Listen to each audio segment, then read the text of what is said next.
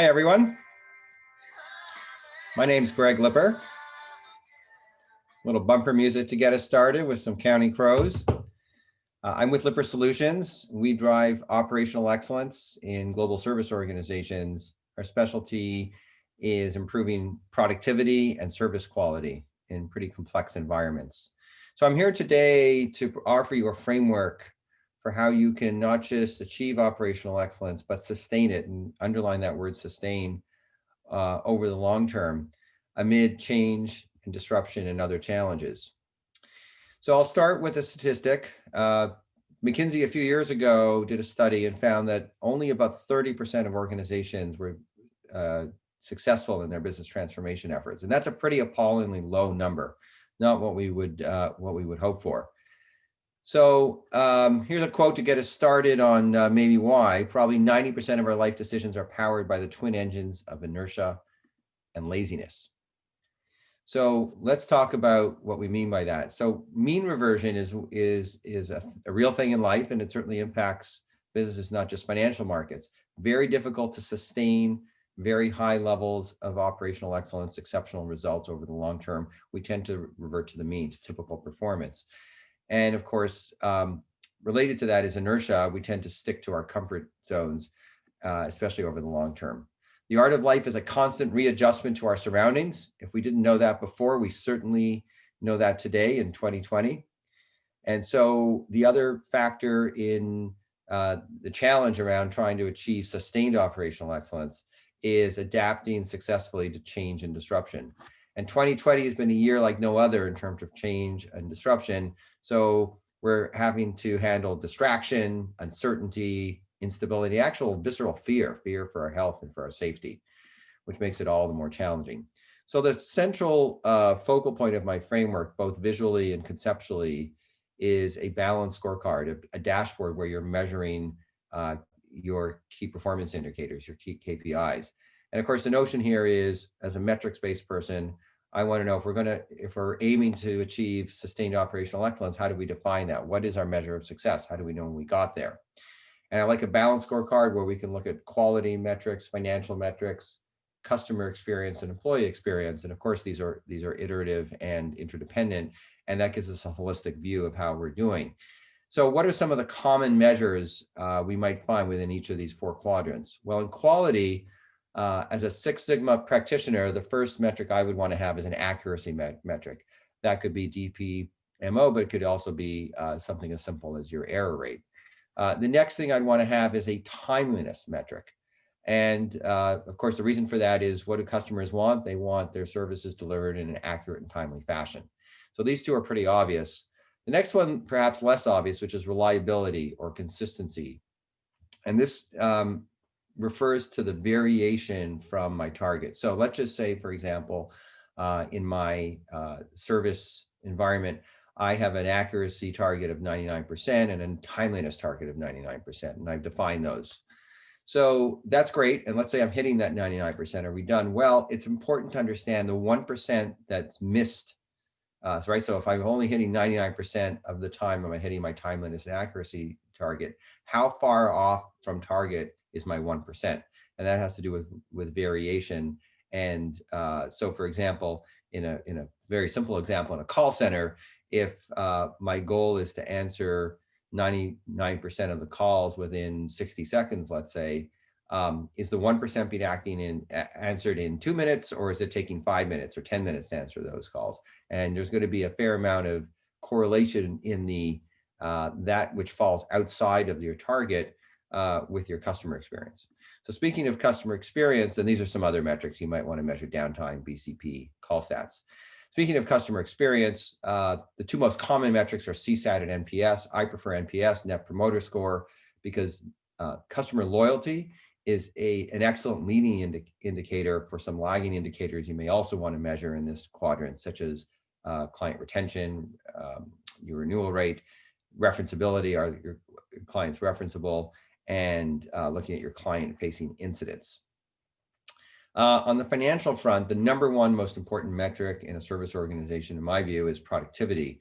and it is difficult to measure. The reason it's so important today, more than ever, is even if you're not global, you've got a geographically dispersed workforce when most or all of your employees are working remotely, as many of or most of us are right now. And if you have a global footprint, you have the regular challenges of monitoring the performance and productivity of your global teams, which is now made more challenging by the fact that you can't easily get on an airplane and go visit them due to those travel restrictions we have right now. So having a robust, reliable, transparent way to measure labor productivity has never been more important. At Lipper Solutions, we've developed a pretty easy to use app for this called SmartWorks. There are other ways to measure productivity out there. My strong recommendation is you come up with a method to do that. Not only will you gain tremendous insights into your shop, I can give some examples of that in the Q&A, but you're also going to find high correlation between your productivity, your quality, your customer experience, and your employee experience. So other financial metrics you may want to measure are labor costs, utilization, and unit costs. And then last but not least, in the employee experience quadrant, and just to mention in financial metrics, if you have a team that has some kind of revenue targets, if they're on the hook for lead gen or upsell, you're going to want to measure that as well. And so in employee experience, number one thing I want to measure is engagement. Again, it's a great leading indicator to some other measures you may want to have in your employee experience quadrant, such as turnover, your new hire experience, how quickly and successfully are you integrating your new hires in and bringing them up the ramp, your leadership and development and training programs, how successful are those? And the last one is one that I think is super important and not always measured, which is let's look at our high potentials, our high performers, our rising stars. They tend to be the life and blood of what differentiates us as a service provider. So you're going to find high correlation between the engagement and retention and professional development of your high potentials and all of these other metrics. And so I like to look at those my highest performers and understand their engagement scores, their retention scores, and are we assigning the right proportion of our leadership and development efforts as a leader? Am I assigning the right portion of my time in developing my high potentials who are the future leaders of the organization? So once we have the balanced scorecard as a concept, you see some examples here. The question is, what are your actual KPIs going to be? I've given you some examples, but even if you said, yeah, we want to measure accuracy, there's probably many different ways you could measure accuracy, different ways you could define accuracy in even a single service organization. And then once you've defined accuracy, you've got to then decide what's your target going to be. And we could spend an hour talking about that, which we won't do, but suffice to say that it takes a fair amount of ingenuity and experience and skill to come up with the right set of metrics. If you have 100 KPIs, you're going to be two more or even several dozen. You're going to be much busier measuring than you are improving. And if your targets are too high, you're going to have wasted effort and diminishing returns on trying to achieve targets that are either unrealistic or aren't moving the needle in terms of your business goals. If your targets are too low, you might feel great about yourself, but you're going to find that, again, you're not meeting your business goals. So the way to get there is, not surprisingly, by understanding your business. That's the first thing you need to do. And we start with understanding our business by understanding who our customer is and what they value. Look at our voice of customer value streams. What's our mission and vision? What is in our business plan and our budget? And let's do a SWOT analysis. And what's very important to note here is many of us work within larger organizations, in shared service organizations, global business service organizations, horizontals. And it's important to do this analysis inside the organization that you're trying to transform. So if you're a shared service financial operation inside the office of the inside that rolls up to the CFO, you may want to look at all of these from the perspective of the firm. That's fine, but you also need to look at them inside your organization.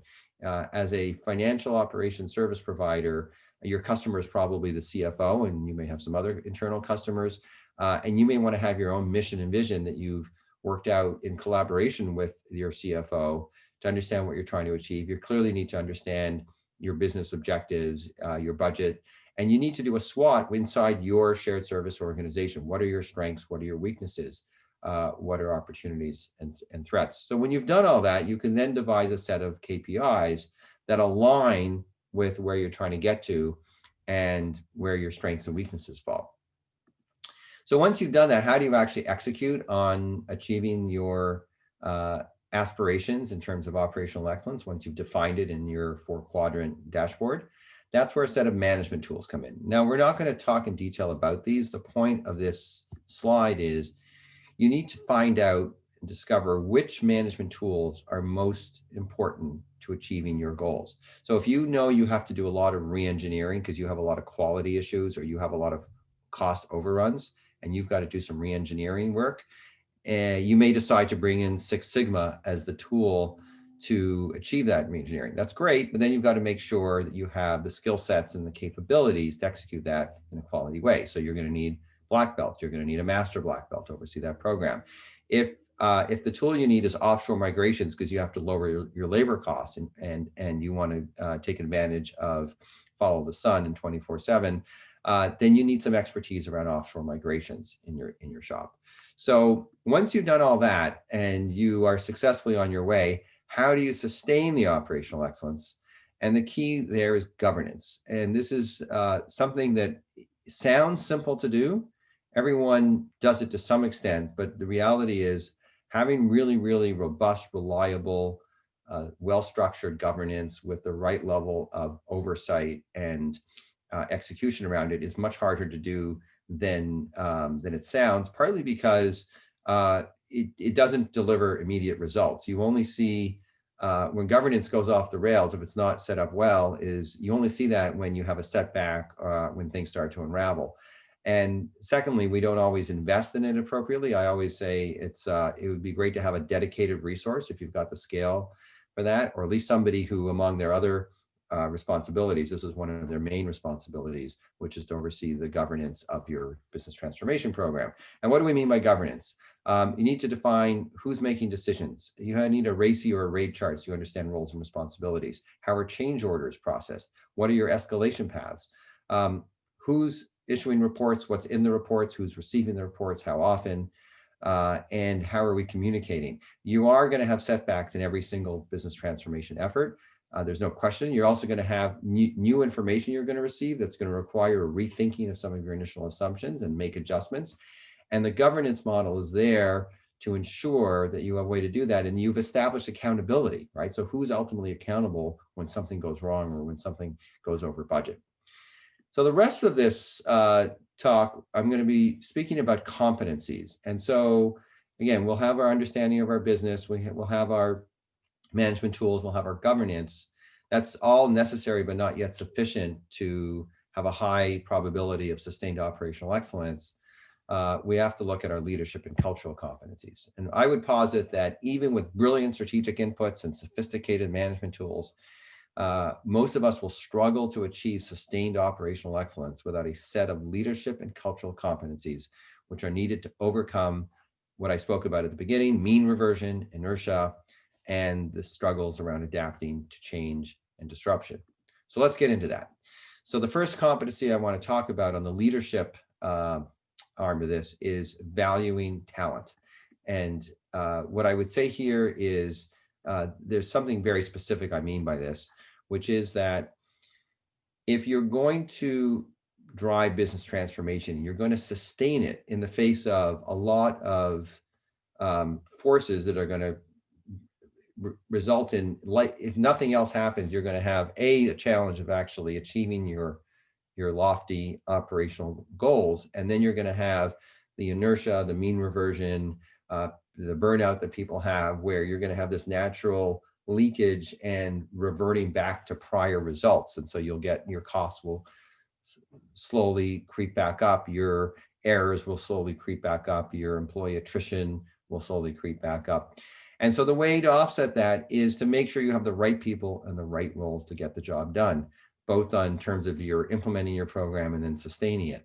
And again, not only is that easier said than done, but it never stops, because this can very, very quickly unravel. You can spend a lot of time getting the right people in the right place with the right skill sets, and then all of a sudden someone leaves, and you have a hole in your plan. So I had a case many years ago where we had an offshore team. We had a site GM running it who was very good, very experienced. Everything was going great. The team was raging success. And I left the office on Friday thinking, what a great leader I am. And then on Monday, when I showed up, he handed me his resignation, totally unexpected.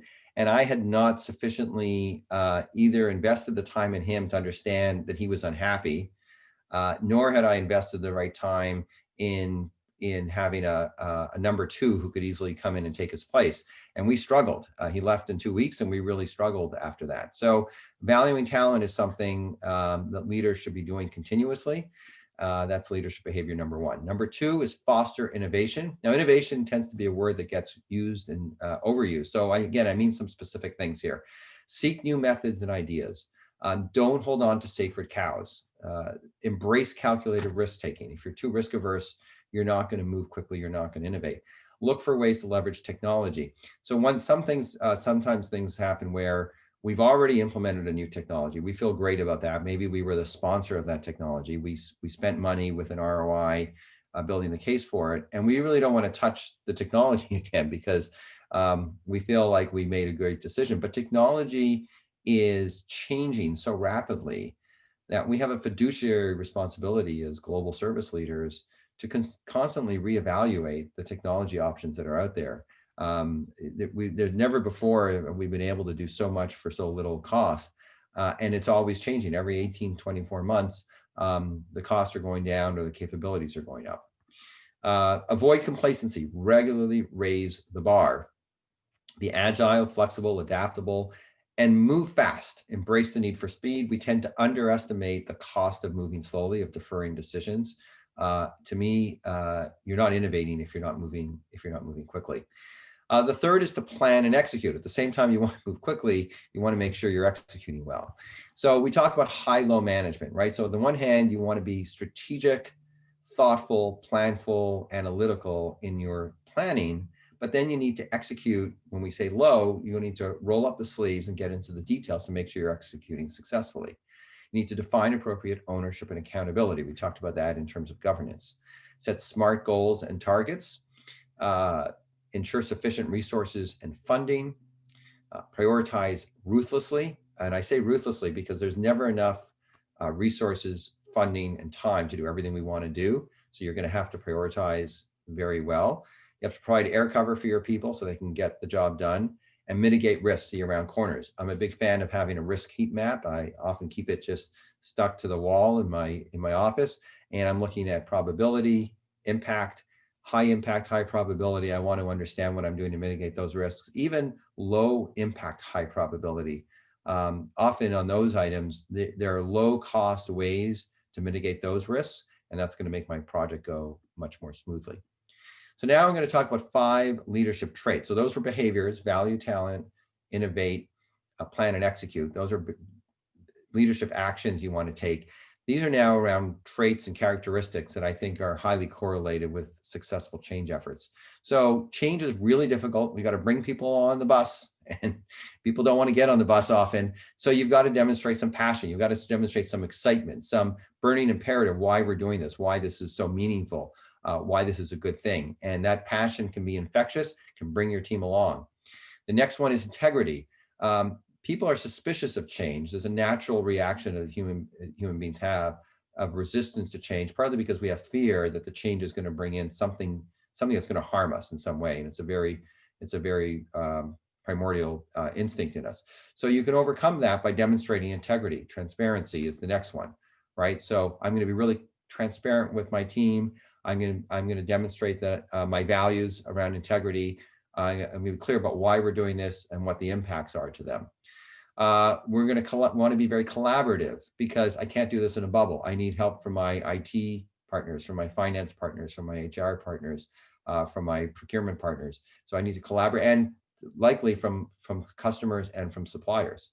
And then finally, honest feedback. I need, because change programs are so difficult, because disruption disrupts, we need to have honest conversations about how things are going, how people are handling things, how to course correct, and we need to provide a safe environment for that.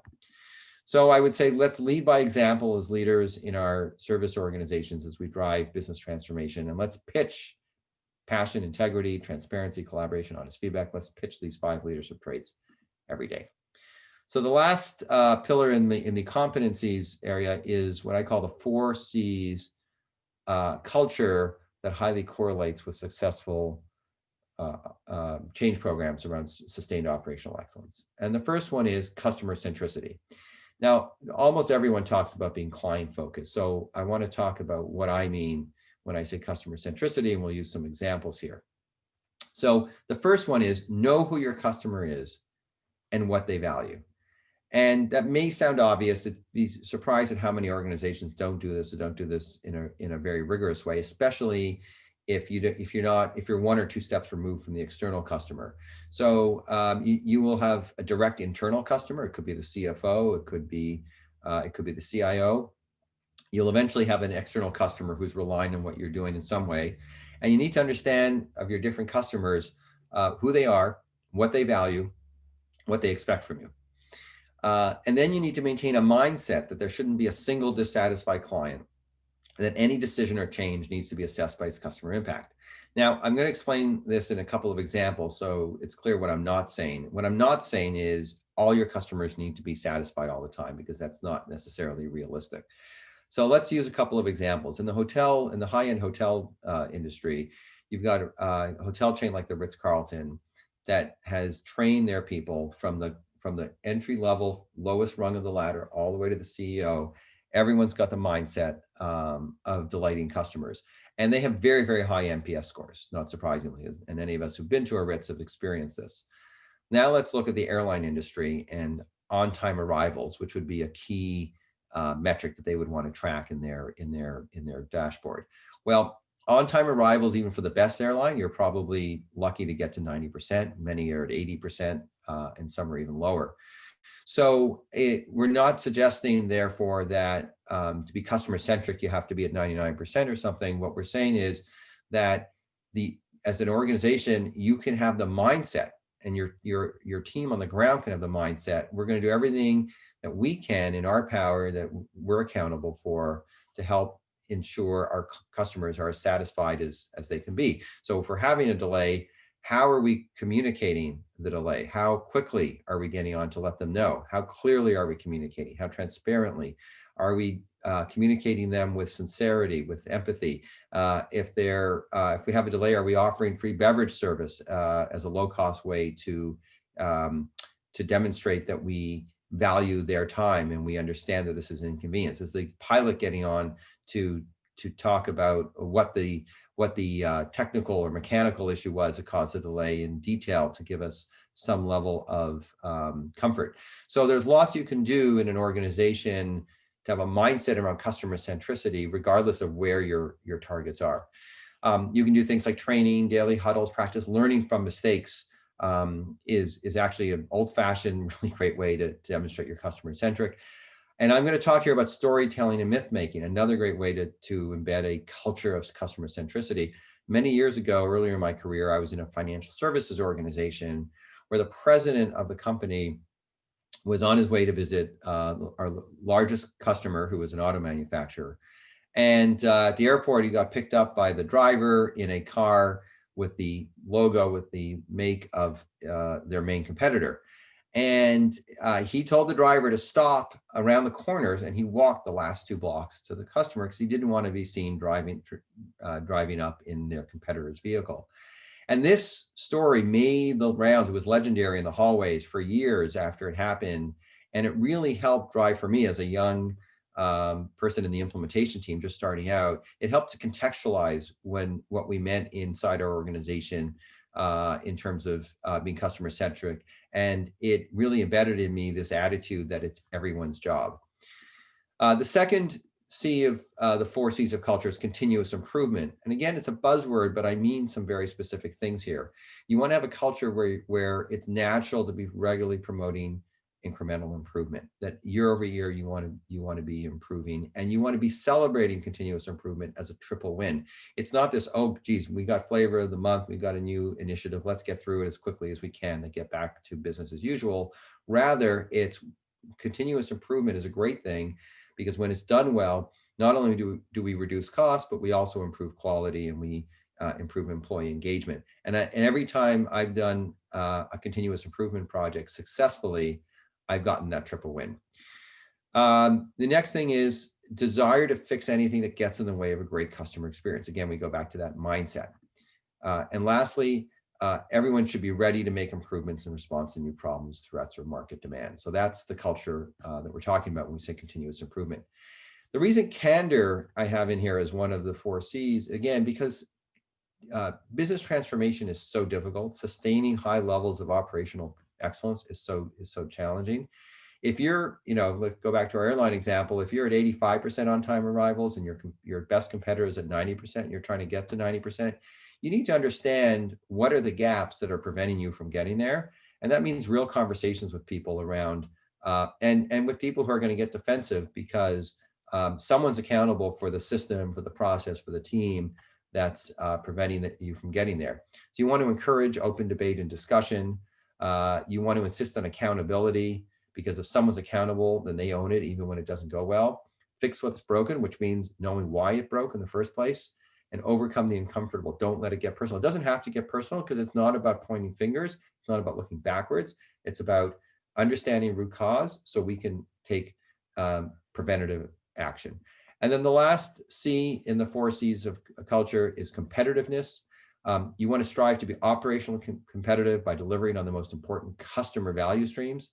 You want to earn the respect of your internal customers. I would say even act as if an outside service provider could replace you. So you want to sort of artificially create some competition, even if it's not there.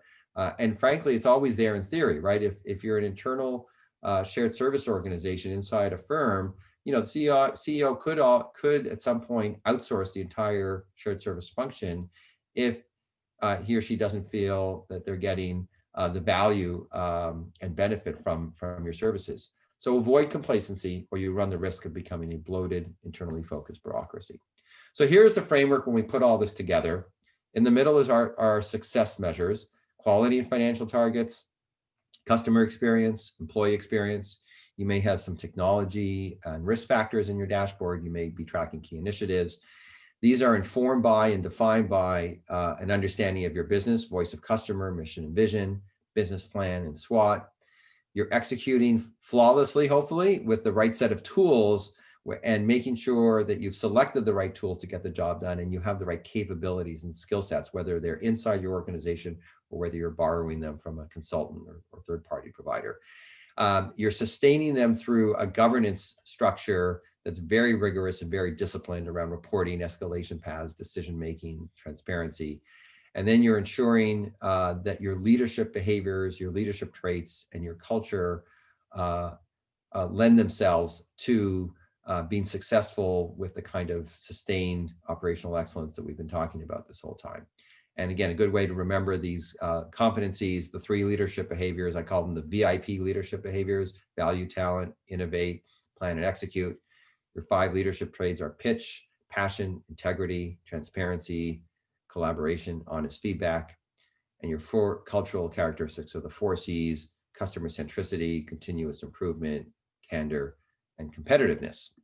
So we have some time for Q&A, and you can learn more about me and our SmartWorks productivity app at lippersolutions.com. Thank you very much.